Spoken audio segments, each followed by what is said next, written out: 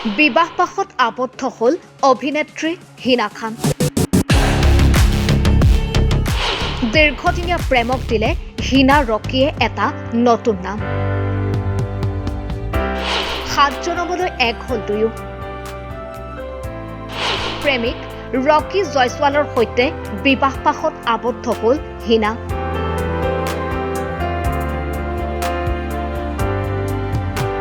সকলোৰে চৰ্চাত থকা অভিনেত্ৰীগৰাকী হল হিনা খান।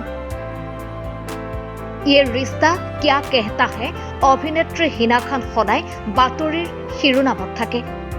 দীৰ্ঘদিনৰ পৰা ষ্টেজ 3 কেঞ্চাৰত আক্ৰান্ত হৈ আছে অভিনেত্ৰীগৰাকী। তথাপিও ভাগি পৰা নাই হিনা। সাহস আৰু মনোবলেৰে মাৰাত্মক কেঞ্চাৰ সৈতে যুঁজি আগবাঢ়িছে হিনা।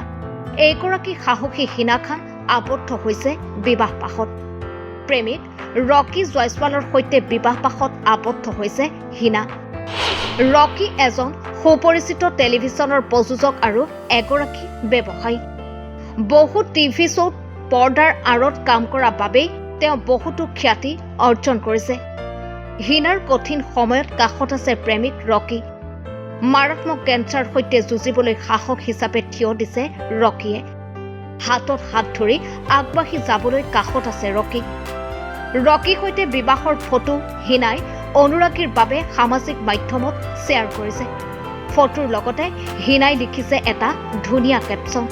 হিনাই লিখিছে, দুখন ভিন্ন জগতত যোগ দি আমি এখন সৰু পৃথিৱীৰ সৃষ্টি কৰিছোঁ। আমি আমাৰ সকলো ধৰণৰ অভিযোগ মচি আজীৱনৰ বাবে এটা সম্পৰ্ক গঢ়িছোঁ। আমি ইজনে সিজনৰ পৃথিৱী আৰু আমাৰ পৰা আমি ইজনে সিজনৰ হৈ পৰিছোঁ। আপোনালোকৰ আমি আশীৰ্বাদ, মৰম আৰু শুভেচ্ছা বিচাৰিছোঁ। বিবাহৰ ফটো শ্বেয়াৰ কৰাৰ পাছতেই হিনাৰ অনুৰাগীসকলৰ বিভিন্ন মন্তব্য আৰু অভিনন্দন জনাই বিভিন্ন পোষ্ট অনুৰাগীৰ মাজত। News desk, nation any.